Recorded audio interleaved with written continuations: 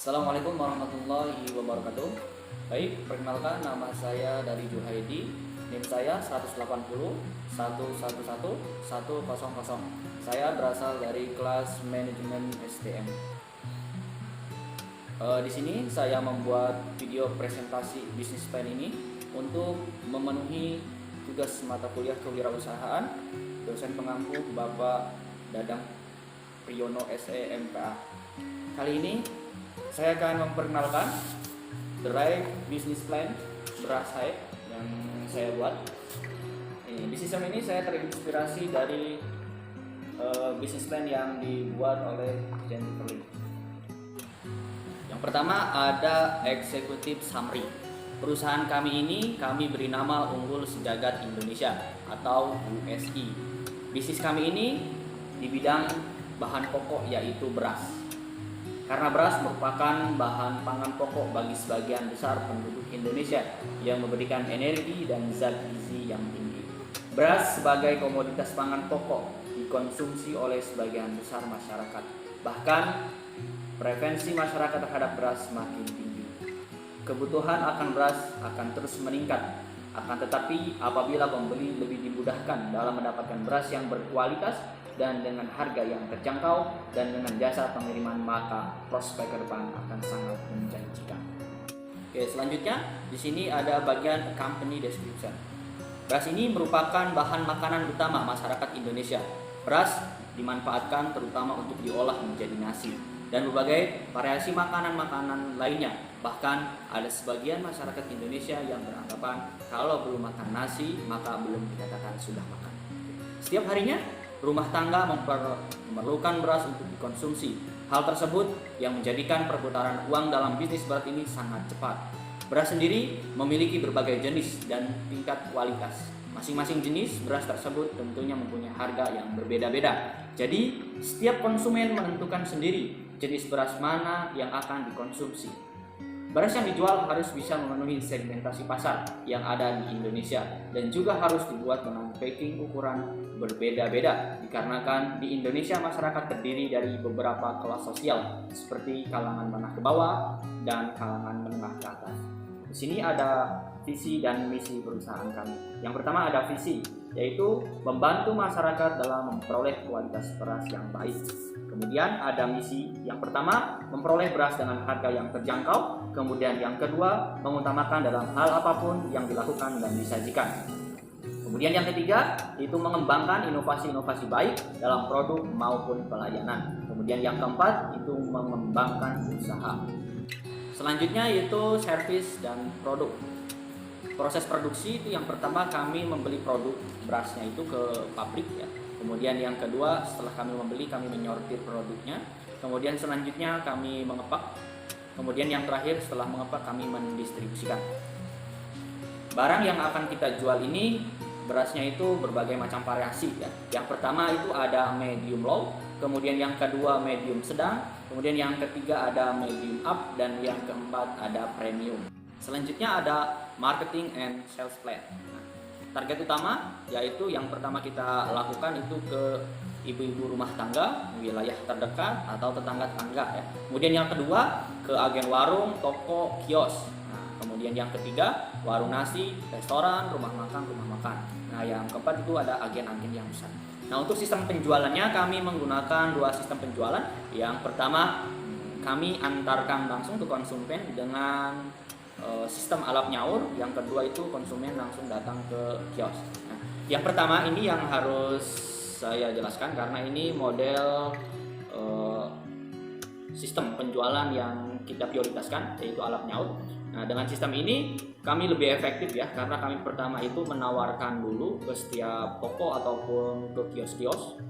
Kami menawarkan beras kami sambil mengasih contoh. Nah, setelah itu ketika mereka tertarik dengan beras kita atau produk kita, jadi sistem pembayarannya nanti ketika beras itu sudah habis atau ketika dia mau pesan beras selanjutnya baru dia membayar beras yang kemarin diambil. Nah, jadi kita kelebihannya di situ, gitu kan? Selanjutnya ada kompetitor. Di sini ada 4 analisis kompetitor ya. Yang pertama itu ada analisis persaingan merek. Dengan memiliki merek sendiri, maka produk yang akan kita jual akan memiliki harga yang dapat bersaing dengan merek yang sudah ada. Kemudian yang kedua ada analisis persaingan jenis produk. Varian produk akan menentukan target pemasaran. Dengan memiliki varian produk, konsumen akan dapat dengan mudah memilih produk yang mereka beli. Kemudian selanjutnya ada analisis persaingan generik. Nah, konsumen memiliki banyak kebutuhan dan keinginan yang harus dipuaskan. Maka dari itu, dengan meningkatkan pelayanan dan jasa pada konsumen, kita dapat meningkatkan persaingan secara generik.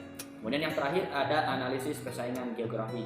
Dengan memilih lokasi yang strategis di dekat pasar tradisional, di samping jalan raya Udana Indramayu. Kemudian selanjutnya ada marketing plan atau strategi. Untuk menarik peminat, para pelanggan kita menggunakan kemasan yang beragam ya, mulai dari 5 kilo sampai 50 kilo pada setiap mereknya. Kemudian selanjutnya kita memasarkan bisnis ini lewat media sosial, yaitu Facebook. Kemudian selanjutnya pelayanan terhadap konsumen ditingkatkan dengan adanya jasa pesan antar, baik melalui telepon ataupun SMS. Kemudian selanjutnya kami pasang spanduk di depan kios. Nah, selanjutnya ada kami menjalin kerjasama dengan pelaku bisnis besar, sehingga kami bisa menawarkan kerjasama untuk mensuplai stok beras yang berskala besar. Kemudian selanjutnya ada manajemen tim. Nah, di sini yang pertama itu ada pimpinan perusahaan, ya, kemudian ada administrasi keuangan, ada pengadaan pembelian, kemudian ada transport dan pengiriman, kemudian ada inventory atau gudang, kemudian ada operasional atau marketing. Di sini selanjutnya ada finansial. Untuk stok awal berasnya itu kami stok 2 ton gitu ya, senilai 15 juta, kemudian mesin jahit 1.400.000, kemudian timbangan duduk 1 juta, kemudian kalkulator dan buku catatan 100.000, kemudian meja dan wadah beras 500.000, kemudian sewa kios selama 1 tahun 9 juta, kemudian karung 2.000 piece senilai 2 juta, kemudian biaya operasional 1 juta. Jadi totalnya 30 juta. Kemudian selanjutnya ada perhitungan laba rugi per bulan.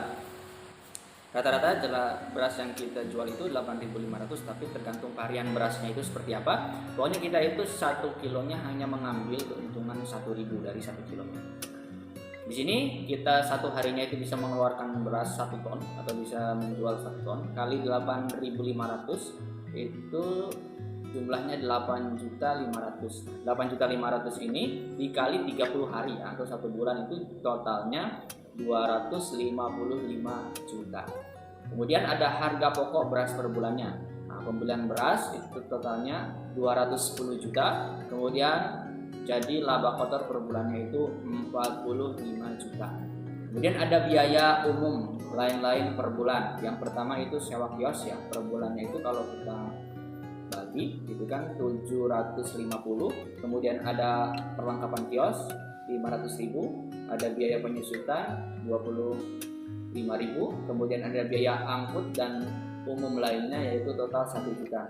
Jadi jumlah biaya umum itu 2.275.000. Jadi laba bersih per bulan itu 45 juta dikurangi 2.275.000, jadi sama dengan 42.250.000. Yang terakhir di sini ada closing dan kontak.